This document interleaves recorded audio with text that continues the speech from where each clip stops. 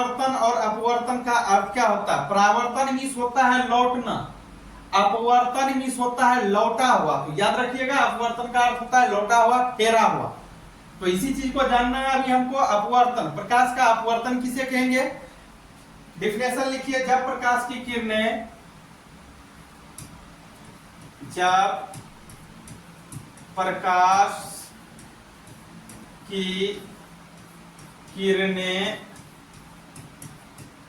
एक माध्यम से दूसरे माध्यम में, एक माध्यम से दूसरे माध्यम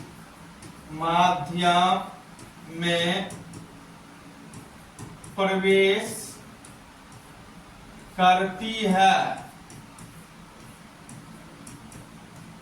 तो वह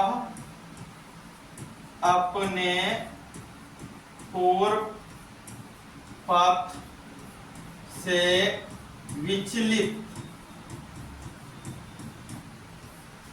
हो जाती है।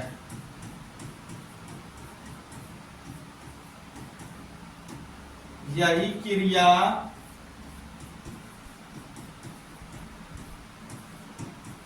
प्रकाश का अपवर्तन कहलाता है।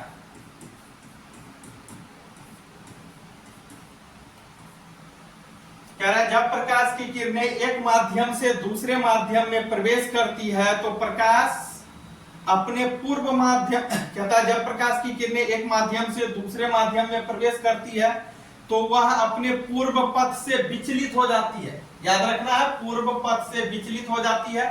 यही क्रिया, यही घटना प्रकाश का अपवर्तन कहलाता है।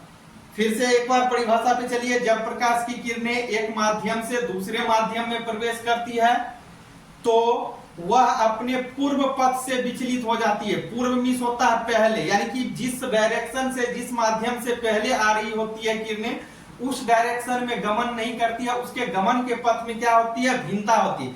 यही कारण प्रकाश का, यही कारण जो है, यही घटना जो है, यही क्रिया जो है प्रकाश का अपवर्तन कहलाता है। तो कहता है जब प्रकाश की किरणें एक माध्यम से दूसरे माध्यम में, मतलब पहला माध्यम से चला, जैसे ही दूसरा माध्यम में आया तो वह अपने पूर्व पथ से क्या होता है? विचलित हो जाता है। माध्यम यहां जानना है आपको, इसके अकॉर्डिंग दो प्रकार के होते हैं। एक होता है विरल माध्यम, एक होता है सघन माध्यम। विरल माध्यम किसको बोलेंगे, सघन माध्यम किसको बोलेंगे, दोनों आपको बता चुके हैं। शॉर्ट में समझ लीजिए, विरल माध्यम किसको बोलेंगे, क्योंकि अभी जो आपको समझाएंगे फिगर के द्वारा तो इसी दो माध्यम पे खेला होगा, काम होगा। तो विरल माध्यम क्या होता है? जो कम घना होता है, याद रखना, जो कम घना हो उसको विरल बोलेंगे। जैसे हवा हो गया, हवा को विरल बोलेंगे। जो अधिक घना होगा उसको सघन बोलेंगे। जैसे शीशा हो गया, पानी हो गया।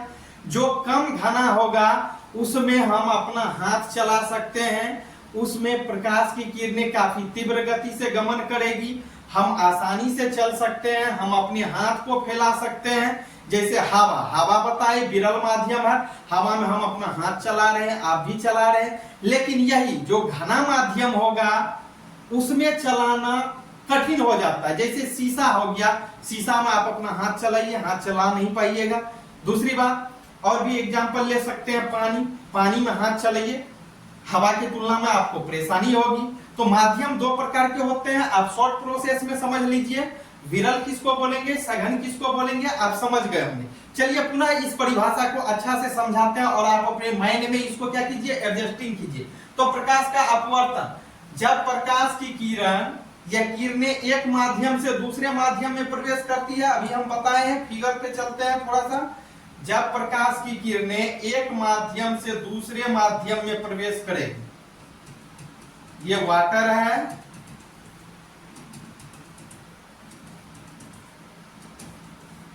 ये वाटर हो गया, पानी। पानी कौन सा माध्यम है, याद रखना, अभी बोले आपको सघन माध्यम। इधर ऊपर हो गया विरल माध्यम, हवा हो गया, याद रखना है एयर, हवा। हवा कौन माध्यम है, विरल माध्यम। तो कहता है जब कोई प्रकाश की किरणें एक माध्यम से दूसरे माध्यम में, परिभाषा समझिए, पहला माध्यम ये और दूसरा माध्यम ये हो गया। पहला माध्यम विरल माध्यम, दूसरा सघन माध्यम। तो कहता है जब कोई प्रकाश की किरणें विरल माध्यम से सघन माध्यम में या एक माध्यम से दूसरे माध्यम में, तो एक माध्यम से दूसरे माध्यम में, पहला माध्यम ये हुआ। तो जब कोई प्रकाश की किरणें, जब प्रकाश की किरणें एक माध्यम से दूसरे माध्यम में, तो एक माध्यम से तो यहां तक आ रही है, ये कोण आई होगा, और जैसे ही इसमें प्रवेश करेगा सेकेंड माध्यम में, दूसरा माध्यम जो है इसमें, तो इसके पथ में क्या होगा, ये अपने पथ से क्या होगा, विचलित हो जाएगा। इसको जाना था ऐसे करके जाएगा, निकलना चाहिए, लेकिन इसके गमन की पथ में क्या होता है, भिन्नता आ जाता है, ये इधर की ओर मुड़ जाता है। यही क्या कहलाता है, प्रकाश का अपवर्तन कहलाता है, यानी कि इसके डायरेक्शन में क्या होता है, चेंज हो जाता है। जब प्रकाश की किरणें एक माध्यम से आया और दूसरे माध्यम में प्रवेश किया, तो ये इधर नहीं जाकर के ये अभिलंब की ओर मुड़ गया। तो यही क्या है, प्रकाश का अपवर्तन है। यही कारण, यही क्रिया, यही घटना क्या कहलाएगा, प्रकाश का अपवर्तन कहलाएगा। दूसरी बात, यहीं पे एक ऑब्जेक्टिव आपका और सॉल्व होगा, इसी में पूछता है, जब कोई प्रकाश की किरणें, समझिए, जब कोई प्रकाश की किरणें विरल माध्यम से सघन माध्यम में प्रवेश करती है, विरल माध्यम से सघन माध्यम में प्रवेश करती है, तो वह अभिलंब से दूर हट जाती है या अभिलंब की ओर मुड़ जाती है। तो देखिए, पहला माध्यम हवा है, विरल माध्यम, अब विरल माध्यम से प्रकाश की किरणें चलना प्रारंभ की है, ये क्या हो रहा है, ये अभिलंब हो गया, ऊपर वाले तल के लिए ये अभिलंब, नीचे वाले तल के लिए है ही हो गया अभिलंब। तो इसमें हम क्या देख रहे हैं, जब प्रकाश की किरणें विरल माध्यम से सघन माध्यम में प्रवेश करती है, तो वह अभिलंब की ओर मुड़ जाती है कि अभिलंब से दूर हटती है। तो देख रहे हैं, ये किरणें जैसे ही विरल से सघन में प्रवेश कर रही है, तो यह अभिलंब की ओर मुड़ जाती है। तो याद रखना है, जब प्रकाश की कोई किरणें विरल माध्यम से सघन माध्यम में चलकर आएगी, तो यह अभिलंब की ओर मुड़ जाएगी। जस्ट इसका अपोजिट होगा एक और, यहीं पे बना रहे हैं हम फिगर, एक अपोजिट क्या होगा, जब कोई प्रकाश की किरणें अब सघन माध्यम से, ये पानी है तो कौन माध्यम हो गया, यहां लिख ले है, ये पानी है, ये हो जाएगा सघन माध्यम, शॉर्ट में लिख रहे हैं सघन माध्यम हो गया। ऊपर हवा है तो कौन माध्यम हो गया, विरल माध्यम हो गया।